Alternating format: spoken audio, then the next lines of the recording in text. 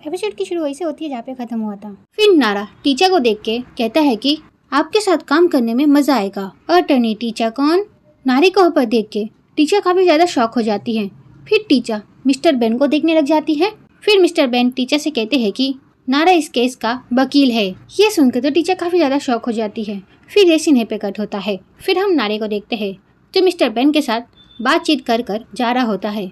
इसी बीच वहाँ पर टीचा जाती है। फिर टीचा लिफ्ट के अंदर जाती है। फिर टीचा नारे से कहती है कि तुमने ये केस क्यों लिया? हाँ, ये सुनकर नारा कुछ कहता नहीं तो टीचा नारे से कहती है कि ये केस क्योंकि डैड के खिलाफ है। कहीं तुमने इसलिए तो नहीं लिया?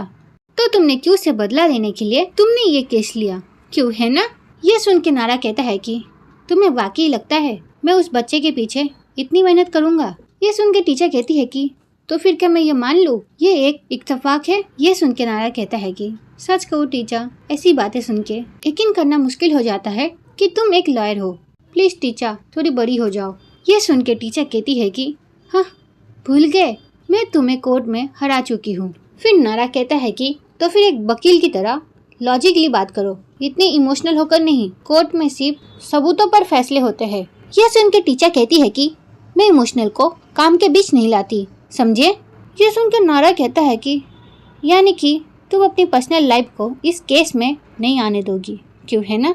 यह सुन के टीचा कुछ कहती नहीं, वो बस चुप रहती है और नारे को देख रही होती है। फिर नारा कहता है कि चलो अच्छा है, तो फिर तो मैं भी बड़ी आसानी से तुम्हारे साथ इस केस पर काम कर पाऊंगा। चलो, मैं बहुत खुश हूँ कि मैं तुम्हारे जैसे एक प्रोफेशनल लॉयर के साथ काम कर रहा हूँ। हम दोनों गुनहगार को जेल पहुँचा कर रहेंगे, ठीक है? ये कहकर नारा वहाँ से स्माइल करते हुए चला जाता है। फिर ऐसे नहीं पे कट होता है। फिर हम टीचा को देखते हैं जो अपने घर जाकर देखती है कि उसकी मॉम उसका इंतजार कर रही है। टीचा अपनी मॉम को वहाँ पर देखकर शॉक हो जाती है और वो कहती है कि मॉम। फिर टीचा की मॉम डायरेक्ट पॉइंट पे आती है और टीचा से कहती है कि मैंने सुना कि तुमने रीबॉक ग्रुप को रिप्रेजेंट करने से मना कर दिया। ये सुन के टीचा समझ जाती है कि टीचा की मॉम को यह बात मिस्टर बेन ने बताई होगी। तो टीचा अपनी मॉम से कहती है कि क्या आपको ये बात मिस्टर बेन ने बताई? तो टीचा की मॉम कहती है कि वो मुझे बताना तो नहीं चाहते थे, पर मैंने उन्हें बताने के लिए मजबूर किया। उन्होंने मुझे बताया कि ये केस फॉर्म के लिए कितना इम्पोर्टेंट है और साथ ही ये तुम्हारे करियर के लिए भी। पर तुम ये केस लेना नहीं चाहती, क्यों टीचा? तुम ये केस क्यों लेना नहीं चाहती? ये सुन के टीचा अपनी मॉम को सारी बातें बता देती है। यह सुन के टीचा की मॉम शॉक हो जाती है और कहती है कि क्या उसके पिता एक खूनी है? यह सुन के टीचा अपनी मॉम से कहती है कि मॉम प्लीज, जब तक कोर्ट फैसला नहीं सुनाती तब तक कोई उन्हें दोषी ठहरा नहीं सकता। फिर टीचा की मॉम कहती है कि पर मैंने न्यूज़ में सुना था कि उन्होंने अपनी पेन उनकी एक्स वाइफ के सीने में ढाल दी थी, फिर तो वो दोषी हुए ना। फिर टीचा की मॉम कहती है कि शुक्र है मेरी गट फीलिंग सही निकली, वो लड़का कभी मुझे पसंद नहीं आया। अब तो तुम्हें यकीन हो गया ना मुझ पर? ना वो ठीक है ना उसकी फैमिली। टीचा अपनी मॉम की बातें सुनकर परेशान हो जाती है और वो कहती है कि मॉम मैं अभी नहाने जा रही हूँ। ये कहकर वो वहाँ से जारी होती है। फिर टीचा की मॉम टीचा से कहती है कि सुनो, अगर वाकई में उसके डैड निर्दोष है तो फिर उनके पास सबूत का फिर कोई गवाह तो होगा ना।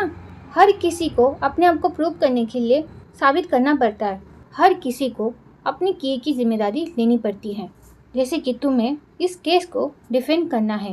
ये सुन के टीचा अपनी मॉम से कहती है कि देखिए मॉम, ये काम मेरा है तो इससे जुड़े हुए फैसले भी मैं लूँगी।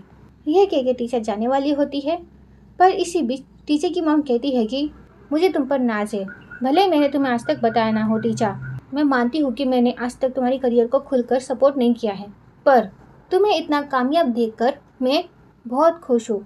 जब भी तुम कोई केस जीतती हो, ये बात मैं अपने दोस्तों को और मोहल्ले वाले को भी बताती हूँ कि मेरी बेटी ने केस जीता है।